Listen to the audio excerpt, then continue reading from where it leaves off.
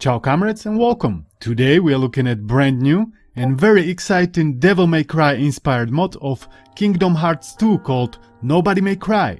It is intended for PC emulation via PCSX2, but it is a patched ISO and we are here mostly handheld gamers, so I'm trying to run it via T618 on Android. First we are checking out the installation and then enjoyability, so let's get cracking! First and foremost, huge thanks to all the people that made it happen. To the whole team Nobody May Cry, your mod is greatly appreciated. Now, what it even is, Project Nobody May Cry, you may ask. It is an overhaul mod of Kingdom Hearts 2 Final Mix, with Roxas as the main playable character instead of Sora. The mod is adding new movesets, dry forms, summons, bosses, maps and entirely custom worlds. If you are a Devil May Cry fan, it is absolutely worth checking out. Now to the installation.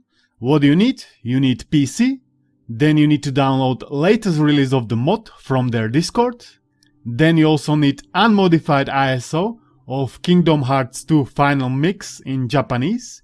It cannot have any English patches on it, otherwise the patching process will not work. Step 1. Extract the mod. Step 2. Rename the unmodified ISO into KH2FM and transfer it into patcher folder, so you end up with ISO, patch and exe inside. And step 3, drag the patch on top of exe, command prompt will come up, press enter, wait 2 minutes until the process is finished, press enter to exit and voila, job done, there is a new ISO generated. You have been successful. You can enjoy it, ideally via PCSX2 emulation on your PC. Or, in my case, I wanna play it in handheld mode, so I'm booting the ISO on Android. I've just transferred it over to my other ROMs, launched T618 and it is kinda working. However, there are some downsides with not playing it the intended way via PC. There is the custom music of the mod that we cannot have.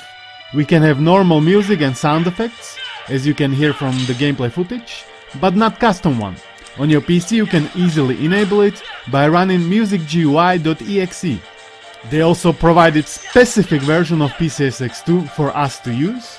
If we're gonna use different one or different emulator in this case, it will likely remove HD textures, screen shakes and it may cause other bugs. This is a bit more serious. The public release is in alpha stage, so there are some issues with it anyway. However, I think for now, the best way how to enjoy it is with provided emulator and do it on your PC with all the bells and whistles. Clearly, that's the best idea. This video serves mostly as an highlight of their amazing work so far. I'm loving every piece of it, even though I haven't played it for that long, which is gonna change right after I release this video. I was experimenting a little bit on my T618. I enabled fast boot and patch codes, and I've chosen to automatically map the buttons, and it works. I've noticed some bugs here and there. I've installed version 0.2. They have already released 2 new updates. I gotta catch up and install the latest and the greatest. If there are any more updates, I'll let you know, so subscribe to not miss out.